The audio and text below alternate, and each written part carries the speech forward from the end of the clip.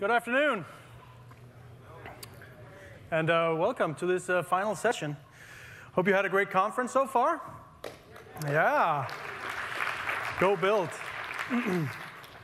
All right, so this final session, we're going to look at building modern front-end development or apps in Visual Studio 2017. And we're going to look at a lot of different things. And let's see here. If I can go to slides. Here's some of the things we're going to look at. So generally, new features for web developers. This will be heavy on sort of the front-end JavaScript side. Then we're going to look at Angular for ASP.NET and ASP.NET Core in particular.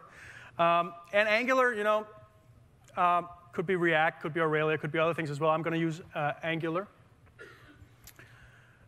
And then we're going to look at package management and maybe a new look at how we can do package management for the front-end and client-side libraries that we use. That's kind of interesting, a new feature that we're developing right now. And then finally, let's look at the status of Web Essentials. And what I'm doing here is that I have the new Update 3 to Visual Studio, the preview that went out Wednesday morning. And I'm going to use a ton of extensions, OK? At the end, I have a slide with links to everything that I've been using, so you can go download it and play around with this. There's nothing I'm showing you here today that you can't go home and do yourself, OK? So this is not like some far future stuff. It's all available right now to some degree or the other. All right.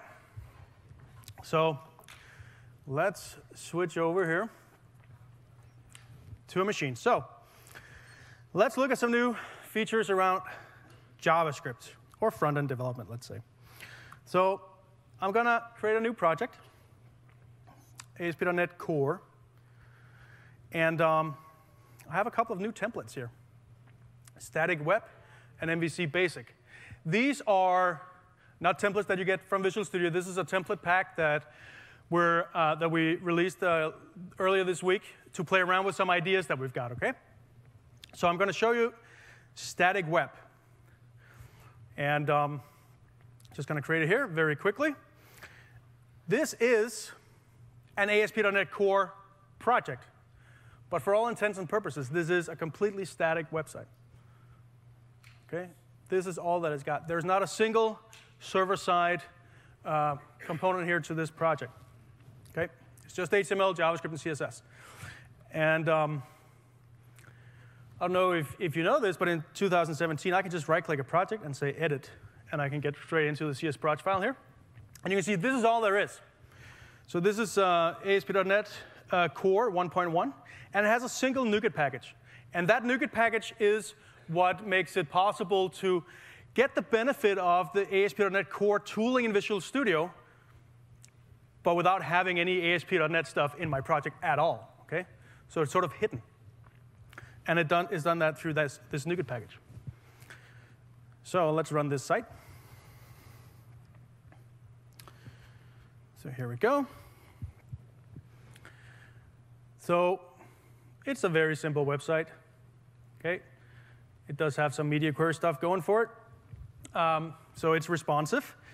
But there is no Bootstrap. There's no jQuery. There's no Gulp, Webpack, Bundler, Config, anything here. This is just the raw stuff for you to get started with. And so let's write some code here. So this is the JavaScript file. Let's write a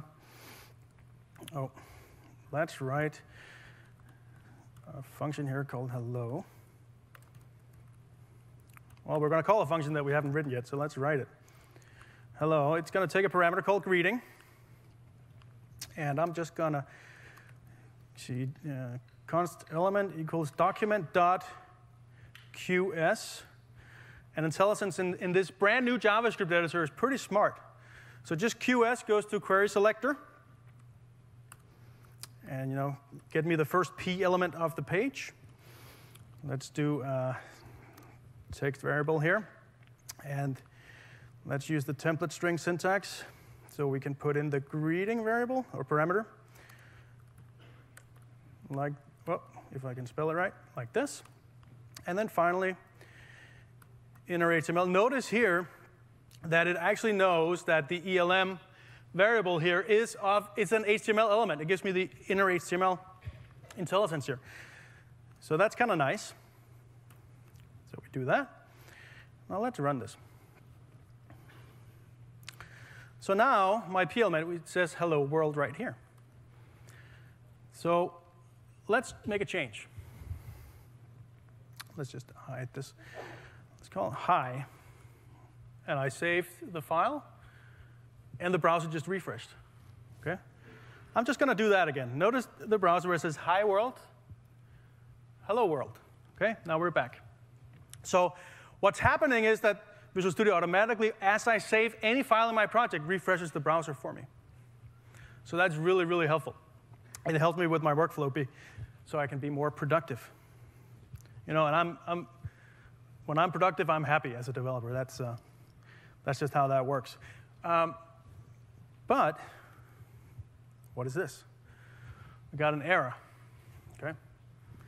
So let's click this, or a warning. And it says, hey, there's a missing semicolon. And this is coming from ESLint. So Visual Studio runs ESLint by default right here, and it says, hey, I'm missing a semicolon. And I can go up here, and I can save the file, and the error goes away. So that little error glyph you saw at the top of the editor right there, that's an extension as well. That basically just listens to the error list. So you don't have to have the error list visible to see the errors that you've got. Or even more importantly, you're scrolled somewhere where you don't see the red squiggly in C#, let's say. You don't see it, and so you don't know there is an error unless you look at the error list. But this little extension will let you know. So that's kind of helpful. All right. So I want to debug this. So I got one of these little things. This is a surface dial. And I'm just going to click it here. Let's see if we can zoom in. I can now check the menu. I can do different things. One of them is debug. I'm going to click that. So now debugging is the active thing that happens with my surface dial. So now I can just click. And as I do that, it starts building, and it pops up Chrome here. And Chrome, as a new thing in Visual Studio 2017, we now have client-side debugging in Chrome. You may know that we've had this for Internet Explorer for many, many years, but we now have that for Chrome as well. So you can debug your JavaScript directly in Visual Studio. So let me do here and hit refresh. And you can see we break in my client-side script. I'm going to use the dial again here. Yes, thank you. I'm going to click to step into, and I'm going to turn the dial to the right to step over. And of course, I get all the stuff that you would expect from debugging. Like I can hover over the things here and see what's going on. I even have like locals and watch and all that sort of stuff. And we can make an edit. Say build, and then just hit F5 to run. And so we have this very, very nice debugging inner loop here between the browser and Visual Studio. So, pro tip, get a dial. They're cool. OK. So you might have noticed that there's a problem with my JavaScript. This does not work in older browsers because I'm using ECMAScript 6 here. I'm using the const keyword, and I'm using template strings, like this syntax. So this doesn't work in older browsers. So what do we do? And there are many things we can do to take this ECMAScript 6 file and compile it or transpile it into ECMAScript 5. You can use the Node.js stack using Gulp or Webpack or something like that. Or we can take advantage of the already built-in support from TypeScript to do that.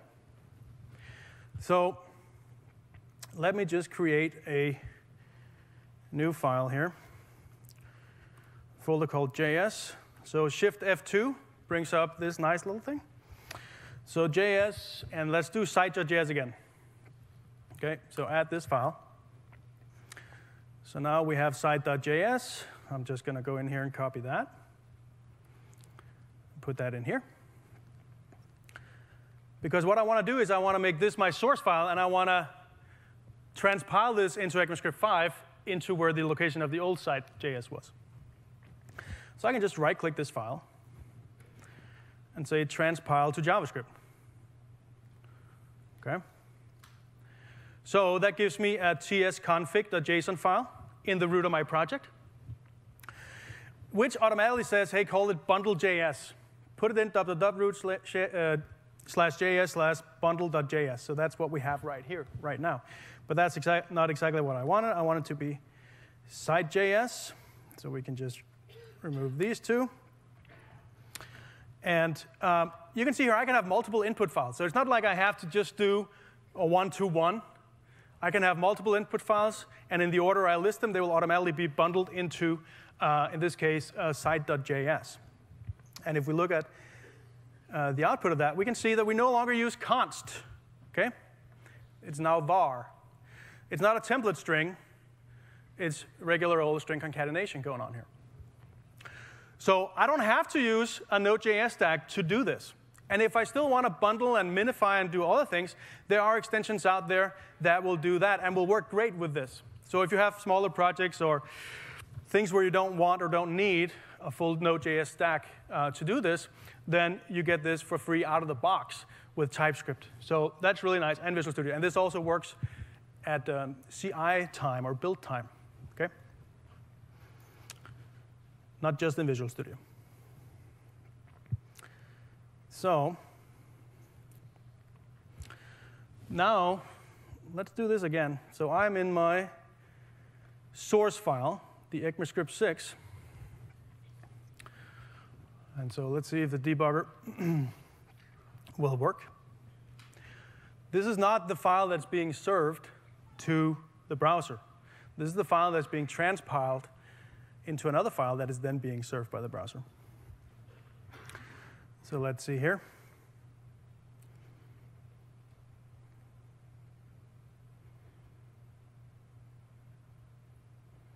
Something is happening. Here we go. And we're now breaking into my source files. So this could be a TypeScript file. In this case, it's just a JavaScript file. But because of the power of source map, I can do the exact same debugging experience as if it was just plain JavaScript, ECMAScript 5. So very powerful stuff, very, very easy, no setup, and it just works. So let's see if there's something we can do here to improve the JavaScript. Because this hello function here takes a greeting parameter. But what is greeting? I don't really know, and neither does Visual Studio. So if I hit dot, it doesn't really give me any IntelliSense here. It just gives me sort of auto-completion based on symbols in the document. It doesn't really know what greeting is. I haven't told Visual Studio what greeting is. JavaScript is dynamic, so it can be sort of whatever I want, right? But if we add js.comments, things get a little smarter. So we give it a description here. Print some message to the page. And we can say, what type is greeting? It's a string. Notice I get IntelliSense for this. That's kind of nice. So this is a string. And we say the message to print. So now, when I dot, I get IntelliSense of a string. Yeah. So that's very nice, especially because the js.comment support is sort of the industry standard support a way of documenting JavaScript. You may remember several versions of Visual Studio ago, we had the XML.comments that look like the ones that you have in C#. But this is the way everyone else is doing it, and this is now the premier way that Visual Studio is handling that as well. But what's really cool is, not only am I helping out myself by adding the types. So this is kind of interesting, right? Because JavaScript is a dynamic language, and I'm now giving my code types, which is kind of odd, but very cool because I can be very explicit here. And I'm giving it some more metadata here. So now if one of my colleagues is going to consume my function, it makes it kind of easy because you can see exactly what's expected here. You have to pass in a string, and here's the documentation for this very function. So there's a lot of benefits to doing this. However, what if I do this?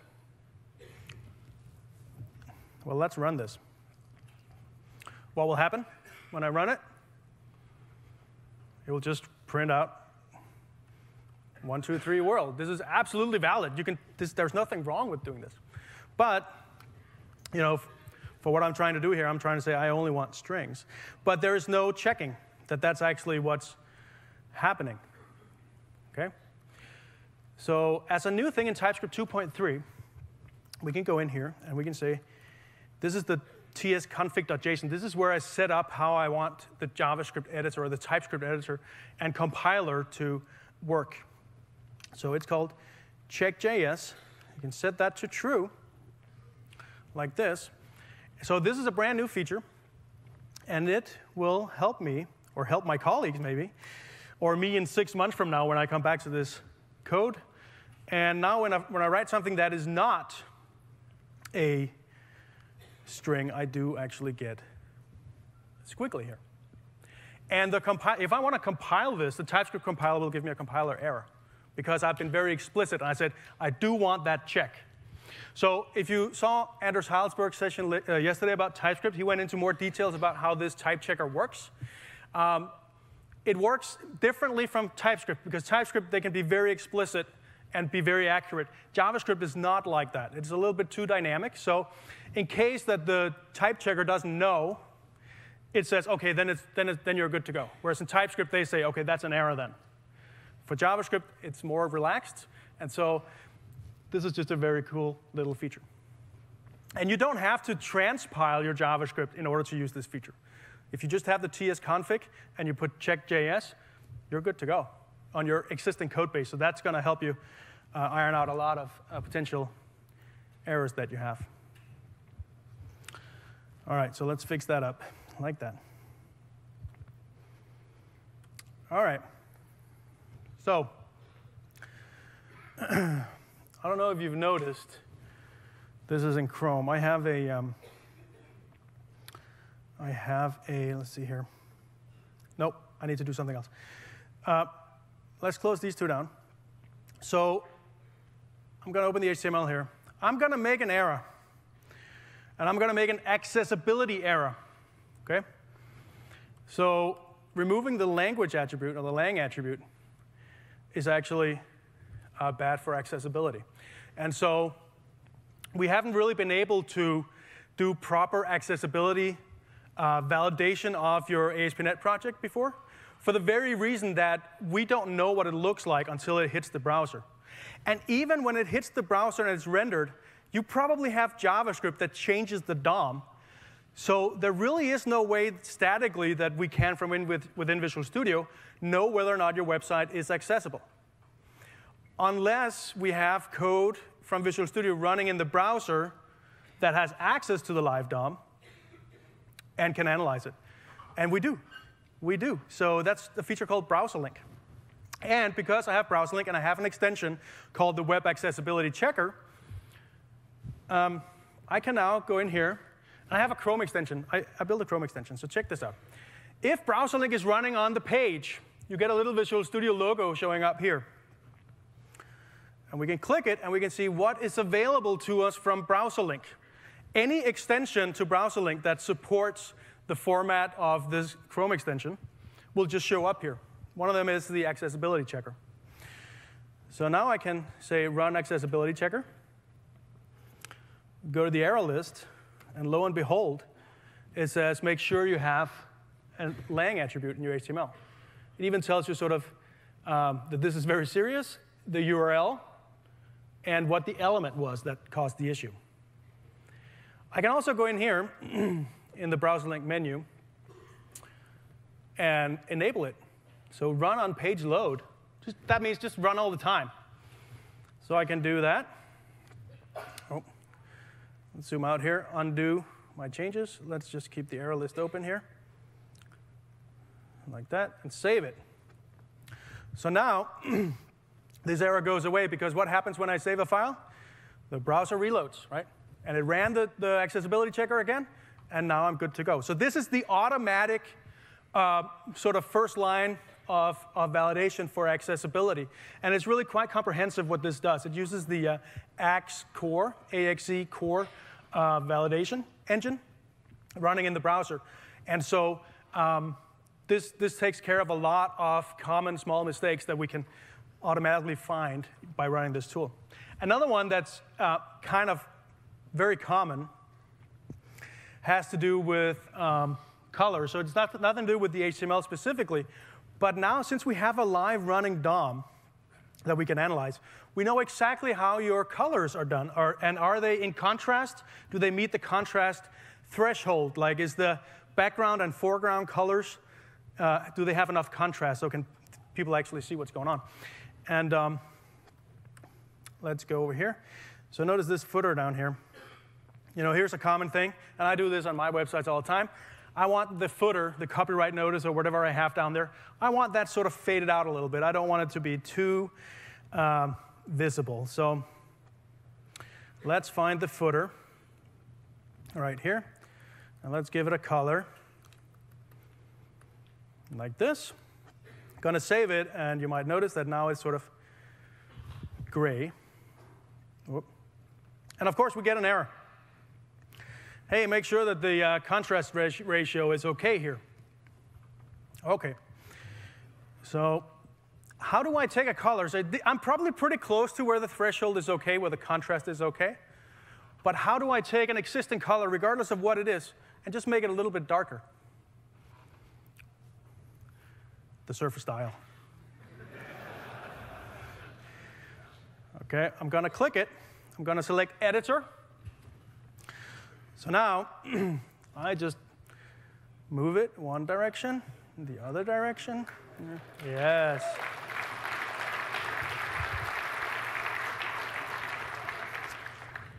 So I saved the file, and now we're good, and the error went away. And you know, it's still like lighter, and I'm pretty happy with this. So, very, very easy way to get this sort of stuff done automatically.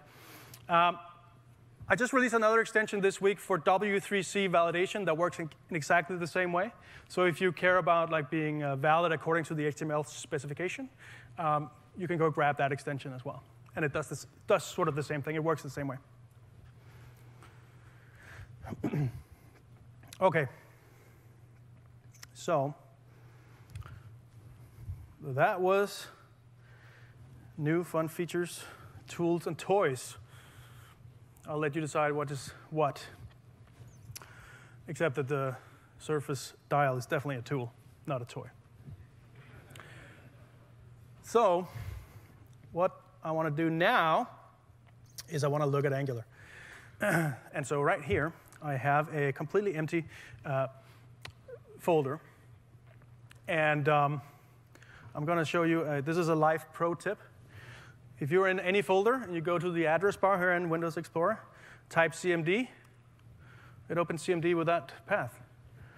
Ooh. Does it work with PowerShell, you ask? Of course it does. I just learned about this recently. I thought I want to share. Yeah. I'm sure you've been able to do this for years. All right, so what I want to do is I want to start building an Angular app. And if you've ever tried to build Angular on top of ASP.NET or ASP.NET Core, especially ASP.NET Core, you might have run into some sort of conceptual issues. The whole notion of having a .root folder, and these things can be a little bit hard when you deal with Angular that has its own conventions. So you have one set of conventions on the server and one set of conventions on the client, and they kind of don't always align that well. So we built some templates. And I'm going to zoom out just a little bit here. So .NET new -install I can now install templates using the command line. And I want to install Microsoft.ASP.NET Core.SPA templates. Okay? And that's a NuGet package, by the way. What version of that? The latest, star. Okay? If I run this, I will install these templates.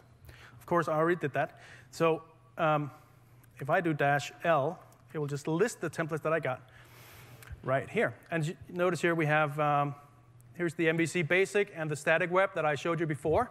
So they also exist as NuGet packages that exist on the command line. So if you want to use those templates in VS Code or wherever you want to use them, you can get them from the command line too. But notice all this stuff that's here in the middle. ASP.NET Core with Angular, or Euralia, or Knockout, or React and Redux, or Vue.js. So there are templates for any flavor here. And so all I have to do is say .NET new, and then the short name here, Angular, like this, and hit enter. And now we have to wait for, oh, no, it's done. OK.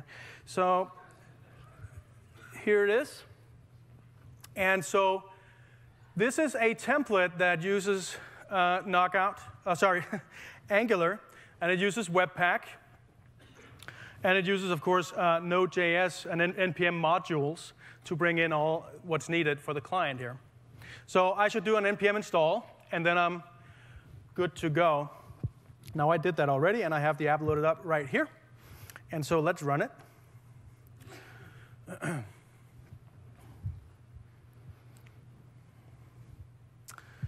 So it's doing some magic on the server side, stuff that you might not expect from regular Angular or single-page application. And we'll look at that. So you can see here, this is all rendered in the client. Okay, it's all just running JavaScript.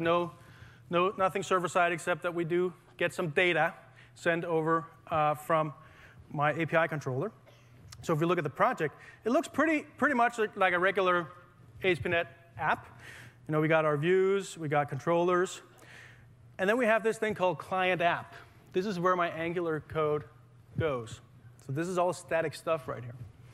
So if we look at the app folder, we have our components, we have the counter, we have HTML, and we have the TypeScript, and then we have a test file here. So if you have tried this before in Visual Studio 2015 or 2017, you might have noticed that the nesting of files have been kind of annoying for this particular use case. So live pro tip number 3, if you go into your Visual Studio install directory and you find a file called toolsettings.json, and there is only one, so just search on top of the install directory, so C, program files, Microsoft Visual Studio 2017, something like that. You can find this file, and this is what controls nesting in Solution Explorer for ASP.NET Core projects. And so you can do path segments. You can say extensions to extensions. So all .js files should nest under coffee, JSX, and so on if the rest of the file name matches. There are all these sort of rules, and we can completely customize it. Now, this is not a good user experience. We're well aware of that. That's why we don't document it, and it is very much subject to change. What we're going to do is going to make file nesting a first-class citizen that you can completely customize, and we're going to make it really, really simple. But we're not there yet. So if you want to do any Angular development where you want to sort of fix up some of the file nesting, go to this file and make the changes. These changes that you see I've already done here are going to be in the final update 3, the one that's out in preview. So what is it that's happening here? So we have our project, but we do some interesting things. If you've ever done Angular before, and you've seen Webpack before, what's really interesting about me just hitting Control F5 to run the app is that I didn't do anything with Webpack. I didn't go to the command line. I didn't do anything. I just hit Control F5, and somehow it just worked. And that's because it's using a couple of NuGet packages here called SPA services, which uses something called Node services. Node services is a way for you through .NET Core to talk to Node.js. And SPA services is something that utilizes that in a way that's very easy to do from ASP.NET. So if we look at our startup CS, that's where we put all our middleware into the pipeline. We can see we do, in fact, have a reference here to ASP.NET Core spa services.webpack. And if we look down here, we say app.use webpack development middleware. Okay? And hot module replacement equals true. Hang on. Wait a second. Does that mean that I can take my running app and just make a modification to, let's say, the HTML here? Let's give it some like this and hit save. Oh, I was actually not on the counter here, so let's do that. And the browser just updates. This is the hot module replace. Yes, this is pretty fantastic tech. Let me tell you that. So the stuff you normally get through Webpack when you have to run some console commands and so on, you cannot just get here because the spa services middleware talks to Webpack on our behalf. Okay? This is pretty amazing stuff. So we can get going so easily here. But it doesn't end here. One of the cool things, well, let me start with the problem. One of the problems with this is with let's say, the single-page application model is that it takes sometimes a while to download all the JavaScript, and therefore it takes a while for the app sort of to show anything on the screen. And this is these spa services kind of takes care of that problem. Notice here we have an app pre-render module, the attribute says. And it's purple because this is a tag helper, ASP.NET Core tag helper. So pre-render this module that you find right here. Okay? So it points to a JavaScript file. So if I remove this, and let's hit F5 here in the browser. Let's see here. Loading, okay? Loading. Loading. You didn't see that before because before we actually rendered all your views on the server. The spa services render all this on the server. And when the client side, when the JavaScript has been loaded, it takes over completely. Okay? So that means search engines will see exactly what you want them to see. And you didn't have to do anything. This happens through the node services, through the spa services, running Webpack. Okay? And so there's a startup cost, like from a cold start perspective, but with output caching and all that, it just flies. And so one thing is search engine optimization purposes. Another one is just regular performance. So let's say that I'm on a mobile phone. So I'm on 2G, let's say. And I'm on 16 gigs of memory, Core i7 machine right here. So let's slow this down by 5 times. It's probably closer to what you'll see like a sort of Android phone, a couple of years old Android phone doing. So let's hit F5 again.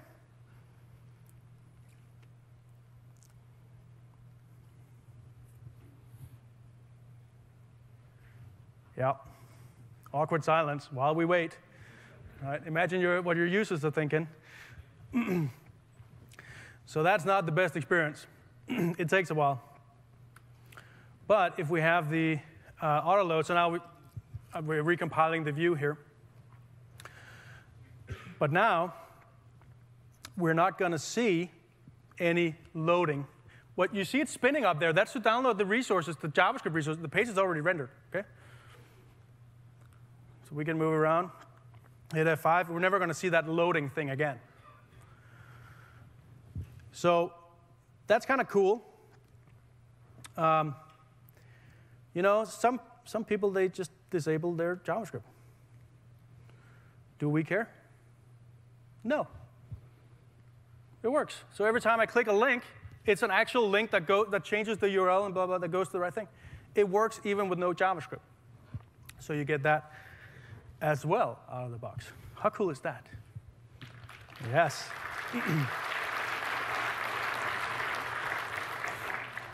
So as I said, this is for a whole wide variety of different client-side frameworks, single-page applications. So speaking of Angular, so we are working with the Angular team to build new templates specifically for the Angular getting started experience.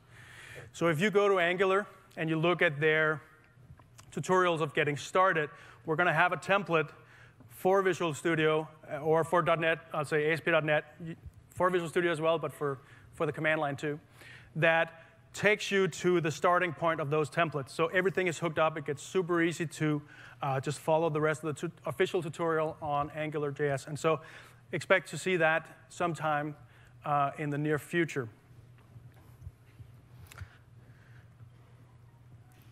All right.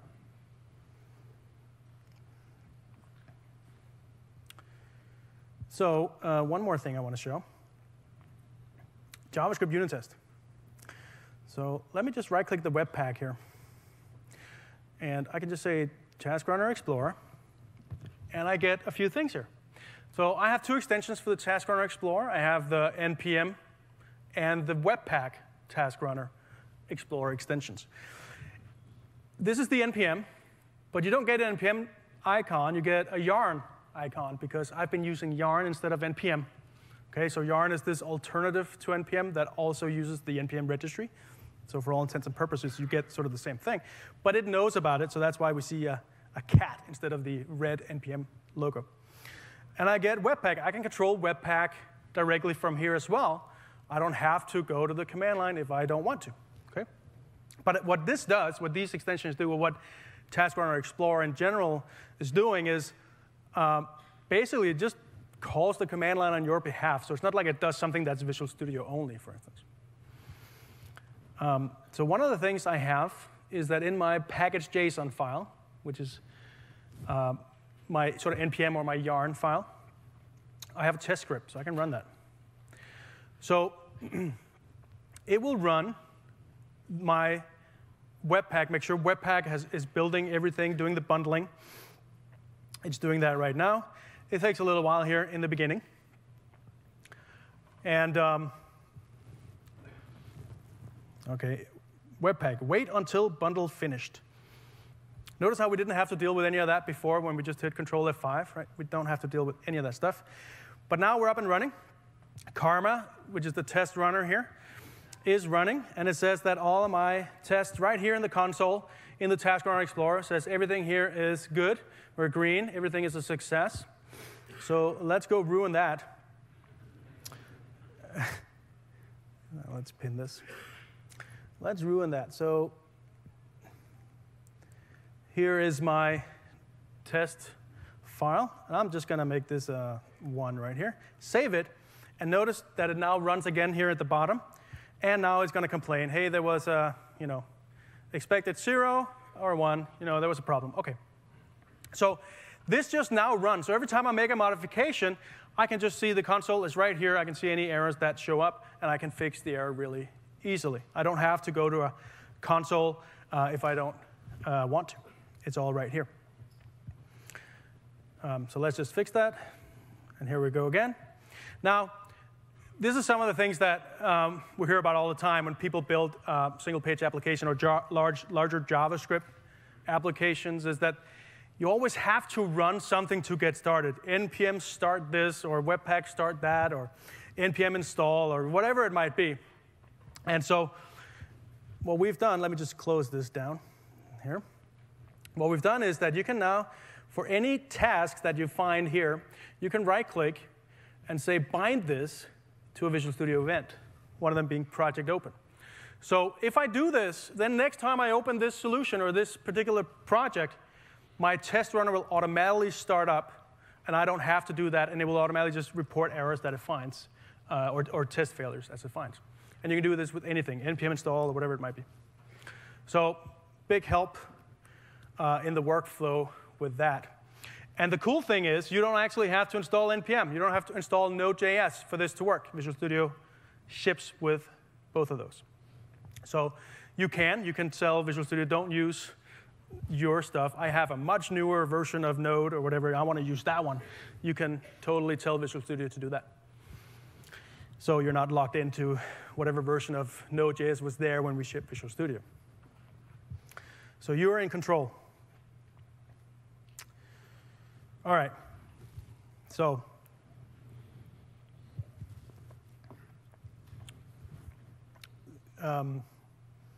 we do use a lot of Node modules here.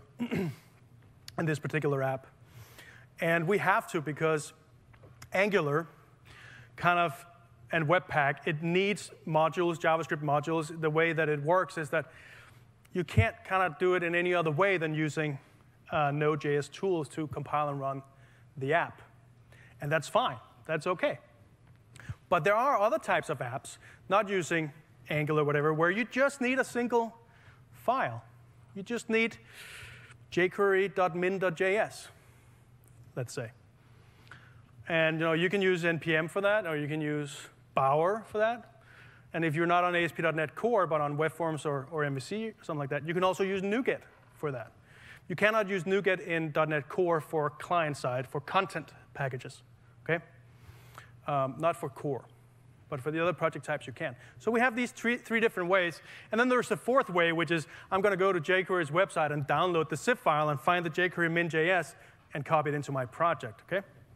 None of the, well, let's just see what that actually means. So here I have a project. This is a very empty web forms project. It could be any type of project. Let me install, let's see here. So do you know this package installer, quick install package? It's a little extension. It allows me to install packages from a variety of different sources very easily by just a keyboard shortcut. So let's do jQuery, if I can spell it like this, and say, OK, install. And so now down here, we're seeing it's installing jQuery from NPM. And while it's doing that, it takes a while, right? Because what is it exactly that it's doing? It's basically cloning a repo. And so if we look at what we get a node modules folder, we get jQuery, and I want jQuery min.js, OK? That's the only file I'm interested in. And I want it in my lib folder right here. OK, so that's not what I got out of the box for sure. And now I have to find, where is that jQuery min.js? OK, is it in here? There's 119 files, OK? OK, so, oh, it's up here maybe. Yeah, here we go. There it is. OK. So now I have that file. To move it up to lib folder, I might want a gulp task, or I need some mechanism to move it, or I can, because if I move it myself manually, then why did I need the node module, right, to begin with? So I don't feel that NPM is the best way to solve my problem. What about Bower? Let's do Bower. So I'm going to add a Bower JSON file and a Bower RC file. And the Bower RC file is going to tell Bower where to put things. I want them to put things in my lib folder. And the things that I want it to put there is jQuery. I'm going to save that. And something is happening because this thing is like making a funny dance. So something is definitely happening. This is built into Visual Studio. Like it will automatically restore Bower packages when I save a Bower JSON file. And it's done. So let's refresh, and we can see, oh, it installed jQuery into my lib folder. So that's kind of closer to what I wanted, but oh no. jQuery is not part of my project. So what does that mean when I publish? Also, it seems to be the exact same 119 files that I got before. And all I wanted was this one file. So I'm not super happy with any of these things. If I did NuGet, I'm not going to do that. But if I did NuGet, it would put jQuery inside a folder called content. And I can do nothing about that. So the only option I have is to go and find the file online and put it into my project. That's just not a good idea. It's just tedious. So let's remove the Bower stuff here. Let's do this. What if I could simply go to the folder in which I want a particular file, right-click, and say Add Client-Side Library? And what if I could just search for whatever? And so, OK, this is prototype UI. OK, it's not done yet. I can select jQuery. It knows that I probably want the min file. OK, but I could select them all if I want to take the ones that I want. I could even change the version number here. It knows that when I'm on this side of the @ symbol, give me the versions, and on this side, it gives me package names here. Yes. Well, hang on. It's a little slow, though. So now I'm going to hit install. Done. This is how slow it was. Okay? 0.1 seconds. That's how long it takes to restore a file like this. Okay, well, it's in my project. It's ready to go. I'm feeling pretty happy. But it gave me a file here called library.json. What's that about? Well, let's take a look. So this is sort of the manifest file. So from NuGet, we know packages.config. From NPM, we know packages.json. Or Bower, we have the Bower.json file. Well, for this thing, we have library.json. I can delete this file. I will still have my jQuery, right? But this allows me to do some things. It allows me to restore on build. It allows me to not check in my library files to my source control and just have Visual Studio or the command line or whatever restore the packages, just like the other package managers do. I don't actually have to use the UI at all. I can just come in here and type in myself. So I'm going to tell it that I want the default provider to be CDN.js, because notice that there are 2 providers. And when there's 2, what I mean is there's 2 built in. This is completely extendable, which we're going to talk about a little bit. I'm just going to say this is going to be by default. If providers are not specified, go with CDN.js. So that means I can remove my provider. So CDN.js is a open source CDN that has 2,800 client-side libraries. Everything you need and sort of nothing else. So if you go to Bower or NPM, that has like tens and tens of thousands of all sorts of things, ranging from things you need on the server to things you need to transpile and all these sort of things. This has none of it. It's just the 2,800 most used client-side libraries ready to go. Okay? And they're all over the world. They have edge nodes all over the world. And we can use them. They have an API. And so we can even go in here. Let's bring up IntelliSense for the version here. So let's do an older version. I get a light bulb, say, hey, you want to check for updates? There's this one. Just great to get the latest. All right, here we go. I can place it exactly where I want. So some people, they want to have all the jQuery files in a folder called jQuery. Well, just do that, like this. So now, dock it like this. So now if I save the file, it's now located under the jQuery folder.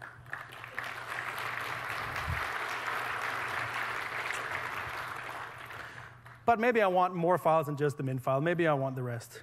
And of course, you get full IntelliSense for that, right? So you can say, OK, give me jQuery as well.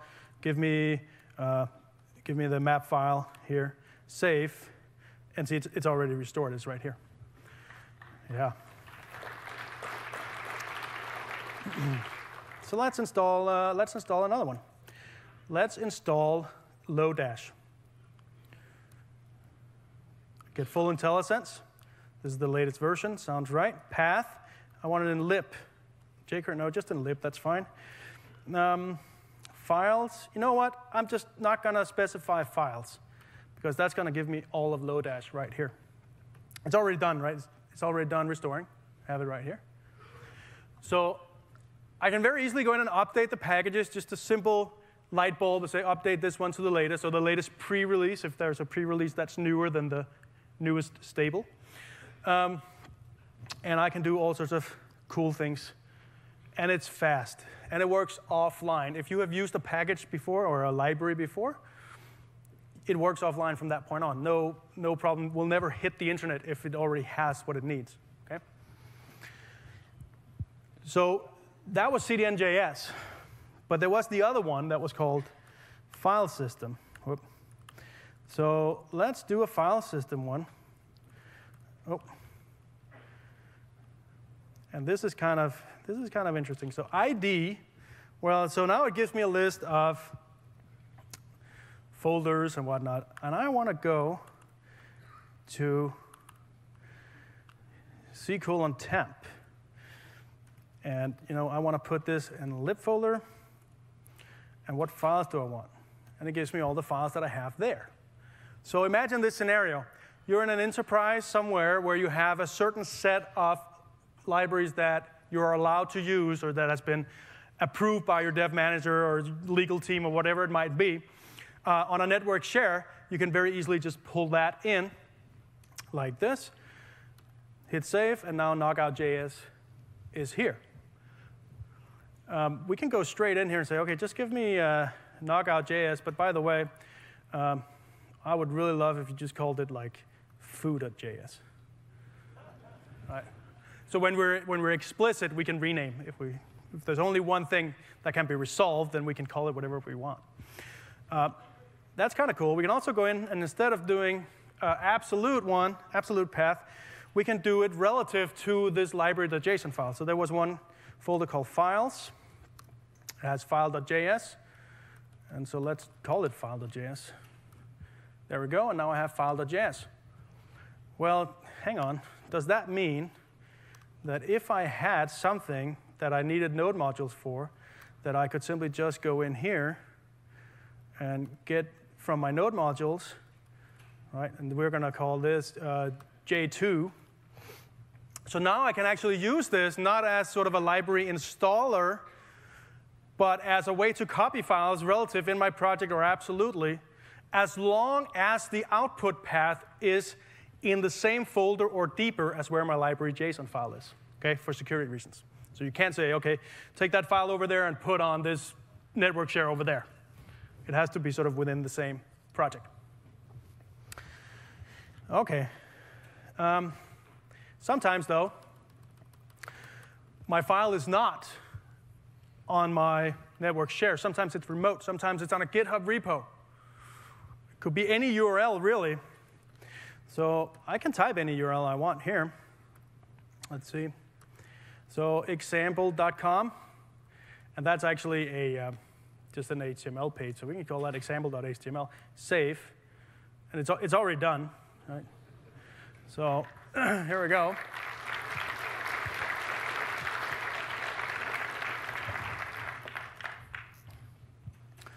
Let's just delete my lib folder. All I have to do to bring it back is to save my library.json file. I can also right-click it, or I can right-click at the solution and say restore client-side packages or libraries. And it will do it for all the library.json files that it finds through my projects. So you can have nested library.json files if you want to. The tooling is not quite there yet, but for this command, for the one on the solution level, that one will work. It will just take them all. They don't have to be in the root for this one to work. So restore client-side packages is running. And boom, 2.2 seconds. It had to reach the internet here, in this case, for example.com. So that's kind of nice. So what about doing this on a CI server? Well, I can take this. So here you have the command for restoring the packages here. You can clean, that deletes all the output files. Or enable restore and build. So by doing that, you want to install a NuGet package. And we say yes. It's installing if the internet permits it. Yes. We're good to go. Let's look at the output window here. Let's clear it. Now let me build.